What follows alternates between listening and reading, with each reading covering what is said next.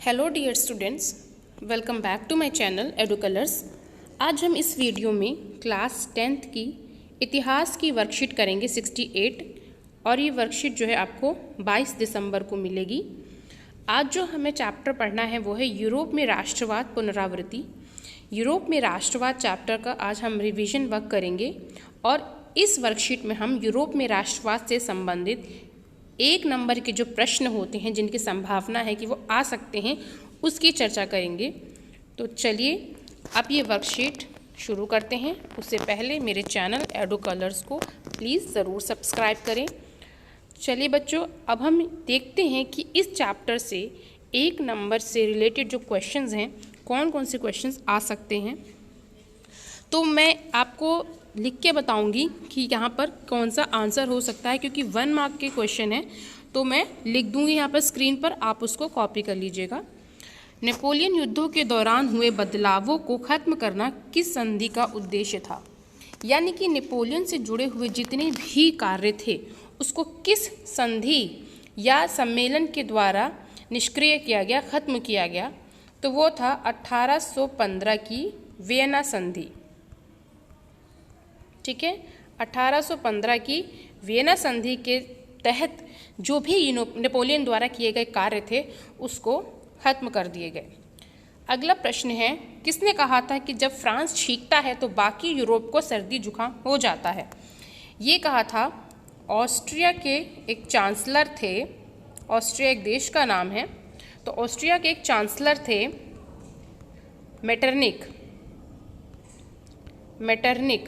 ठीक है, ये बहुत इम्पॉर्टेंट व्यक्ति है और यूरोप के इतिहास में मेटरनिक का नाम जो है वो याद किया जाता है, क्योंकि इन्होंने ये स्टेटमेंट दिया था कि अगर फ्रांस छींकता है तो बाकी यूरोप को भी सर्दी जुकाम हो जाता है। मतलब फ्रांस का प्रभाव पूरे यूरोप में कितना ज़्यादा है वो उसकी अहमियत को बता रहे हैं। हालांकि मेटरनिक जो है वो ऑस्ट्रिया नामक देश से थे और वहाँ के चांसलर थे मेटरनिक, उन्होंने ये स्टेटमेंट दिया था।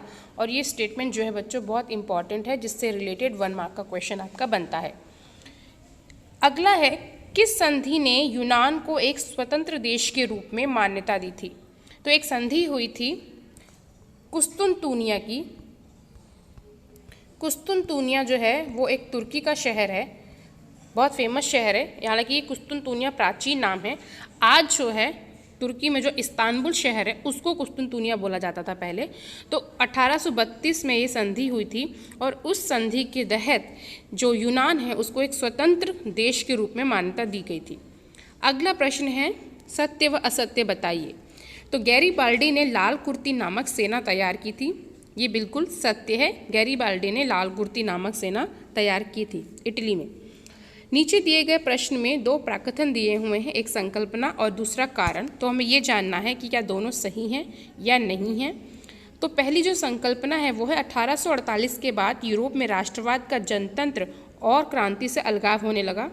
ये सही है। राष्ट्रवादी भावनाएं मध्य वर्ग में काफ़ी तीव्र गति से विकसित हो रही थी। तो ये जो है इसके जो कारण है इस संकल्पना का बिल्कुल ठीक है। तो इसका उत्तर हो जाएगा ए, यानी कि संकल्पना एवं कारण दोनों सही हैं एवं कारण संकल्पना की सही व्याख्या करता है। अगला प्रश्न है, रेखांकित शब्दों को सही करके वाक्य को लिखिए। यहाँ पर देखिए बच्चों, वर्कशीट में कुछ मिस्टेक हुई है, क्योंकि यहाँ पर कावूर यानी जो कावूर है इसको हाईलाइट किया गया है, जो कि गलत है। क्योंकि जर्मनी का बिस्मार्क, तो जिसने जर्मनी को एकीकरण किया उसमें बिस्मार्क ने अहम रोल अदा किया था। तो यहाँ पर जो होगा काउंट कावूर का जो नाम दिया हुआ है वो हाईलाइट ना होकर जर्मनी है। तो जर्मनी को हमें ठीक करना है, यानी कि कावूर तो वैसा ही रहेगा। कावूर को जर्मनी का बिस्मार्क कहा जाता है, इसमें हमें जर्मनी हटाना है और जो स्टेटमेंट बनेगा वो है कावूर को इटली का बिस्मार्क कहा जाता है। ये स्टेटमेंट बनेगा, ये सही आपकी जो लाइन बैठती है वो ये बैठती है। यहाँ पर जर्मनी की जगह इटली आएगा, कावूर वैसे ही वैसा रहेगा। अगला है, सही मिलान की पहचान कीजिए। तो सही मिलान देखना है हमको। तो बिस्मार्क इटली का था, नहीं बिस्मार्क जर्मनी का था। मैज़िनी जर्मनी का था, नहीं वो इटली का था। कावूर जो है ब्रिटेन का था, नहीं वो इटली का था। मेटरनिक ऑस्ट्रिया का था, जैसे कि मैंने आपको सेकंड क्वेश्चन में बताया, मेटरनिक ऑस्ट्रिया का चांसलर था।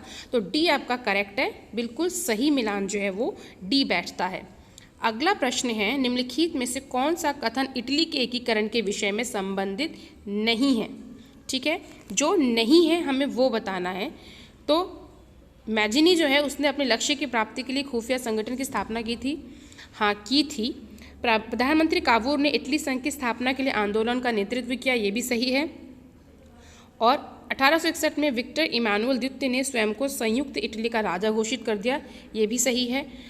डी जो है ऑटो वन बिस्मार्क इटली के एकीकरण का सूत्रधार था, ये गलत है, ये इटली से जुड़ा हुआ नहीं है, क्योंकि ऑटो वन बिस्मार्क जो है वो जर्मनी के एकीकरण का सूत्रधार था। तो जो आपका आंसर होगा जो कि इटली के एकीकरण से जुड़ा हुआ नहीं है वो है डी।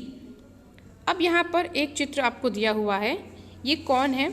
पीछे जो आपको फ्लैग दिख रहा है वो जर्मनी का फ्लैग है बच्चों, जो कि ब्लैक, रेड और येलो कलर में होता है। आज भी जर्मनी के जो फ्लैग है, झंडा है, उसका यही कलर है। और आपको ये जो दिख रही है महिला, ये है जर्मेनिया। जिस तरीके से आपकी भारत माता है, जिसे आप तिरंगे में लिपटा हुआ देखते हैं, उसी तरीके से जर्मेनिया जो है वो भारत माता का ही रूप है, क्योंकि जर्मनी में जिसको पोर्ट्रेट किया गया है, और वो जर्मनी के एकीकरण में, उनके राष्ट्रवाद में एक तरीके से एक इम्पॉर्टेंट चित्र है, जिसको लोग एक भावना के रूप में, अभिव्यक्ति के रूप में देखते हैं। तो ये जो महिला है ये है जर्मेनिया। जर्मेनिया सच में कोई महिला नहीं है, जिस तरीके से भारत माता नहीं है, सिर्फ आप उसको पोर्ट्रेट करते हैं, उसी तरीके से जर्मेनिया जर्मनी की है। अगला प्रश्न है, रिक्त स्थान की पूर्ति कीजिए। डैश ने जर्मनी के एकीकरण के लिए रक्त एवं लौह की नीति अपनाई थी। तो इसका उत्तर होगा बिस्मार्क। ठीक है, बिस्मार्क ने जर्मनी के एकीकरण के लिए लौह एवं रक्त की नीति अपनाई थी। ठीक है बच्चों, यहाँ पर ये हमारे 1 मार्क के जो क्वेश्चन हैं कंप्लीट होते हैं। बहुत आसान वर्कशीट थी। मैं आशा करती हूँ आपको मेरी ये वर्कशीट, ये वीडियो अच्छी लगी होगी। अगर आपको मेरी वीडियो अच्छी लगी है, पसंद आई है, तो कमेंट सेक्शन में ज़रूर बताएं। मेरे चैनल एडू कलर्स को ज़रूर सब्सक्राइब करें। वीडियो देखने के लिए थैंक यू सो मच।